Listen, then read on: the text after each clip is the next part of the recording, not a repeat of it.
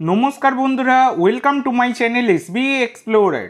तो बंधुरा सकलके जानाई शुभ सकाल। तो गत एक सप्ताह धरे এই চ্যানেলে ভিডিও আসেনি, সেই কারণটা তোমরা সকলেই জানো। যারা আমার ফেসবুক পেজে রয়েছো এবং টেলিগ্রাম চ্যানেলে রয়েছো, আমি সব জায়গাতেই সেই কারণটা জানিয়ে দিয়েছিলাম। সেই কারণে আমি এক সপ্তাহ ধরে ভিডিও দিতে পারিনি।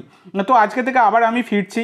তো সেই টাইমে সেই যে কঠিন সময় তোমরা সকলেই আমার পাশে দাঁড়িয়েছিলে, অনেকেই আমার খোঁজ খবর নিয়েছো যে কেন ভিডিও দিচ্ছ না, কি ব্যাপার, অনেকেই আমাকে জিজ্ঞাসা করেছিলে। এবং দ্বিতীয় চ্যানেলেও আমি ভিডিও দিয়েছিলাম, দুখানা ভিডিও দিয়েছিলাম, খুব একটা ভালো রেসপন্স কিন্তু তোমাদের থেকে পাইনি। সেই কারণে আমি ভিডিও দেওয়া বন্ধ করে দিয়েছিলাম। কিন্তু বছরের শেষ দিন আজকে, মানে বাংলা ক্যালেন্ডারের বছরের শেষ দিন, এবং কথায় আছে যা শেষ ভালো তার সব ভালো। আজকের দিনে কিন্তু আবার নতুন ভিডিও নিয়ে ফিরে এলাম চ্যানেলে। তো আশা করব আজকে বছরের শেষ দিন আমারও যেমন ভালো যাক, এটা আশা করব, তেমন তোমাদেরও সকলের ভালো যাক, এটাও কিন্তু আশা করব, ভগবানের কাছে প্রার্থনা করব। তো এবার যেহেতু এক সপ্তাহ ধরে ভিডিও আসেনি চ্যানেলে, তাই চ্যানেলের রিচ কিন্তু অনেকটাই ডাউন হয়ে রয়েছে। তাই তোমাদের সকলের কাছে আমার একটাই সাহায্য চাই, যেটা হচ্ছে অবশ্যই সকলে ভিডিওটাকে লাইক করে শেয়ার করে দিও, অবশ্যই সকলে এইটা করে দিও। এবং যারা নতুন এসেছো অবশ্যই সাবস্ক্রাইব করে দিও। তোমাদের এই লাইক সাবস্ক্রাইব এগুলো করলে চ্যানেলটা একটু হলেও মানে রিচটা কিন্তু বাড়বে। সেই কারণে অবশ্যই এইটুকু কাজ সকলে করে দিও। তো এবার যে আপডেটটা দিয়ে শুরু করতে চলেছি সেটা হচ্ছে একটা বড় আপডেট বেরিয়ে আসছে। সেটা হচ্ছে তোমরা সকলেই জানো যে সুপার কাপ সেইটার কিন্তু শিডিউল ঘোষণা হয়ে গেছে। আমি ভিডিও তখন দিতে পারিনি, কিছু করার ছিল না, তাই দিতে পারিনি।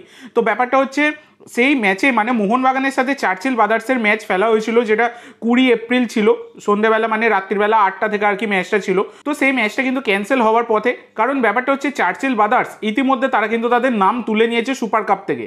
তারা কিন্তু চিঠি দিয়ে জানিয়ে দিয়েছে যে তারা সুপার কাপে কিন্তু অংশ নেবে না, তারা সুপার কাপ খেলবে না। তো ব্যাপারটা হচ্ছে তারা কি বলেছে সেইটা আমি তোমাদেরকে বলে দিই।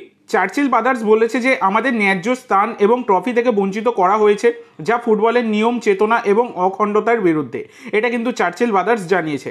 তো চার্চিলের সাথে মোহনবাগানের এই ম্যাচটা না হলে তাহলে কিন্তু মোহনবাগান ডাইরেক্ট কোয়ার্টার ফাইনালে পৌঁছে যেতে পারে, এই রকমই সম্ভাবনা থাকবে। কারণ মোহনবাগান ওয়াক ওভার পেয়ে যাবে, এই হচ্ছে ব্যাপার। তাহলে আর 20 তারিখে মোহনবাগানকে ম্যাচ খেলতে হবে না। এটা একটা বড় খবর বর্তমানে দাঁড়িয়ে বেরিয়ে আসছে, সেটা বলাই চাই। এর পরবর্তী যে আপডেটটা দিতে চলেছি সেটা হচ্ছে এবার মোহনবাগান তারা কিন্তু রেকর্ড গড়ে ফেললো।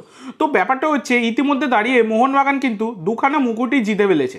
মানে আইএসএল লিগ সিল জিতেছে এবং আইএসএল কাপটাও জিতেছে। সুপার কাপটা তো আসছে, সেটা কি হবে পরের কথা। তবে ডুরান্ড কাপটা ভাগ্যের জোরে জিততে পারেনি, সেটা কিন্তু হাতছাড়া হয়ে গেছিলো, নাহলে সেটাও কিন্তু জিততে পারত। তো ব্যাপারটা হচ্ছে এই দ্বিমুকুট জয়ের পরে মোহনবাগান কিন্তু বড় একটা রেকর্ড গড়ে ফেলেছে, যেটা হচ্ছে 2020-21 সিজনে মুম্বাই সিটি এফসি একমাত্র টিম ছিল যারা একই সিজনে লিগ শিল্ড এবং কাপ দুখানে জিতেছিল। তো সেই ক্ষেত্রে মোহনবাগান এই 2024-25 সিজনে এসে মুম্বাই সিটির সেই রেকর্ডকে ভেঙে দিল। তারাও কিন্তু মানে মোহনবাগানও কিন্তু একই সিজনে লিগ শিল্ড এবং কাপ তারা কিন্তু জিতলো। যেই রেকর্ডটা একমাত্র মুম্বাইয়ের ছিল সেই রেকর্ডটা কিন্তু মোহনবাগান ভেঙে দিল। এটা অবশ্যই কিন্তু একটা বড় খবর, সেটা বলাই যায়। তো এই পরবর্তী আপডেট দেওয়ার আগে তোমাদের সকলের কাছে আমার একটাই অনুরোধ, যারা যারা চ্যানেলে প্রথমবার এসেছো অবশ্যই সকলে একটা করে সাবস্ক্রাইব করে দিও। তোমরা সাবস্ক্রাইব করে রাখলে পরবর্তী ভিডিও বানানোর মোটিভেশন অনেক বাড়ে। সেক্ষেত্রে অবশ্যই সকলে একটা করে সাবস্ক্রাইব করে দিতে ভুলো না। তো পরবর্তী যে আপডেটটা তোমাদের সাথে শেয়ার করতে চলেছি সেটা হচ্ছে গ্রেগ স্টুয়ার্টকে নিয়ে। তো মোহনবাগানের এই ম্যাজিশিয়ান গ্রেগ স্টুয়ার্টকে তোমরা সকলেই চেনো। দুর্দান্ত পারফরমেন্স দিয়েছিলেন কিছু ম্যাচে, কিন্তু পরবর্তীকালে যখন তিনি চোট পেয়েছিলেন তারপর থেকে তার পারফরমেন্সে অনেকটাই কিন্তু ঘাটতি দেখা যায়। মানে সেই প্রথমের মতো পারফরমেন্স কিন্তু আর দেখা যায়নি। এবার বয়স হচ্ছে, সেই কারণে কিন্তু তার চোট আঘাতের প্রবণতাও যথেষ্ট বাড়ছে। তো এই নিয়ে তোমাদের সাথে আমি আগেই শেয়ার করেছিলাম যে গ্রেগ স্টুয়ার্ট তাকে কিন্তু মোহনবাগান ছেড়ে দেবে, এই রকমই খবর ছিল, সেই কারণে আমি তোমাদের সাথে শেয়ার করেছিলাম। তো বর্তমানে দাঁড়িয়ে এমবিএফটি তারা খবর করেছে যে গ্রেগ স্টুয়ার্ট তিনি কিন্তু সবুজ মেরুন জার্সি গায়ে তার শেষ ম্যাচটা আইএসএল ফাইনালে বেঙ্গালুরু এফসির বিরুদ্ধে খেলে ফেলেছেন। তো তাকে কিন্তু আর সবুজ মেরুন জার্সি গায়ে দেখা যাবে না। মানে আসন্ন সুপার কাপে গ্রেগ স্টুয়ার্টের খেলার সম্ভাবনা এমবিএফটির মতে নেই বললেই চলে। তারা কিন্তু এই রকমটাই জানিয়েছে। তো এটা একটা বড় খবর, সেটা বলা যায়। গ্রেগ স্টুয়ার্টের মতো তারকা প্লেয়ার তিনি কিন্তু মোহনবাগান ছাড়ছেন, মানে মোহনবাগানই তাকে আর রাখছে না। কারণ তোমরা সকলেই জানো সামনে কিন্তু এসিএল খেলবে, সেখানে কিন্তু অবশ্যই ভালো বিদেশি দরকার। কোনো চোটপ্রবণ প্লেয়ার থাকলে খুবই মুশকিল হয়ে দাঁড়াবে, কারণ অনেক ক্রুশিয়াল ম্যাচ কিন্তু মোহনবাগানের জন্য আসতে চলেছে। তো এই হচ্ছে ব্যাপার। তো গ্রেগ স্টুয়ার্টকে ছেড়ে দেওয়ার সিদ্ধান্তটা তোমাদের কি মনে হয়, সিদ্ধান্তটা নিয়ে অবশ্যই সকলে কমেন্ট করে জানাতে ভুলো না। তো পরবর্তী যে আপডেটটা তোমাদের দিতে চলেছি এটা একটা বড় খবর বলা যায়। এই খবরটা আমি 22 মার্চ তোমাদেরকে ভিডিওতে জানিয়েছিলাম। যারা তোমরা ভিডিও আমার প্রত্যেক দিন দেখো, রেগুলার দেখো, তারা কিন্তু অবশ্যই জানো। সেটা নাওরেম রোশন সিংকে নিয়ে। তো নাওরেম রোশন সিং তিনি 26 বছর বয়সী ভারতীয় লেফট ব্যাক ছাড়া তিনি কিন্তু রাইট ব্যাক এবং লেফট উইংয়ে খেলতে পারেন। মার্কেট ভ্যালু 2.2 কোটি টাকা।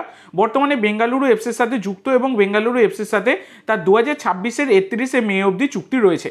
তো তোমাদেরকে 22 মার্চে আমি ভিডিও বানিয়ে জানিয়েছিলাম যে মোহনবাগানের যে টার্গেট লিস্ট রয়েছে সেখানে কিন্তু এই রোশন সিংয়ের নামটা জলজল করছে এবং বর্তমানে দাঁড়িয়ে এমবিএফটিও খবর করেছে যে এই রোশন সিং তাকে কিন্তু দলে নেওয়ার জন্য অ্যাডভান্স স্টেজের কথাবার্তা চালাচ্ছে মোহনবাগান। তো এইরকমই কিন্তু একটা আপডেট পাওয়া যাচ্ছে যে ডিলটা কিন্তু একটা বড় ডিল হতে চলেছে মোহনবাগানের জন্য, সেটা বলাই যায়। কারণ মোহনবাগানের কিন্তু ব্যাকআপ লাগবে, শুধু ব্যাকআপ নয়, ফার্স্ট 11-এর প্লেয়ার হলেও আরও বেটার হয়। কারণ আশিস রায়ও অনেক প্রবলেম করেছে, আর যেখানে কিন্তু এই রোশনের মতো প্লেয়ার যিনি রাইট ব্যাকেও খেলতে পারেন তিনি কিন্তু অনায়াসেই আশিস রায়কে তিনি রিপ্লেস করতেই পারেন, সেটা বলাই যায়। আর এইদিকে কিন্তু লেফট ব্যাকেরও ব্যাকআপ লাগবে, সেটা বলাই যায়। কারণ সুভাষিস দুর্দান্ত খেলেছে এবারে, কিন্তু কিছু সময় প্রবলেমও হয়েছে, সবই হয়েছে। যাই হোক, তবে এবার দেখার বিষয় এটাই যে রোশন সিংয়ের ডিলটা লাস্ট মুহূর্তে গিয়ে ডান হয় কিনা। কারণ খাতায় কলমে সই যতক্ষণ না হচ্ছে কোনো প্লেয়ারকে চূড়ান্ত বলে গণ্য করা যায় না। তো এবার দেখা যাক কী হয়। তো আজকের জন্য এইটুকু বন্ধুরা, ভিডিওটি ভালো লাগলে অবশ্যই লাইক করো, শেয়ার করো। আমার চ্যানেলে প্রথমবার এসে থাকলে চ্যানেলটি সাবস্ক্রাইব করো আর কমেন্ট করে জানাও ভিডিওটি কেমন লাগলো। ধন্যবাদ।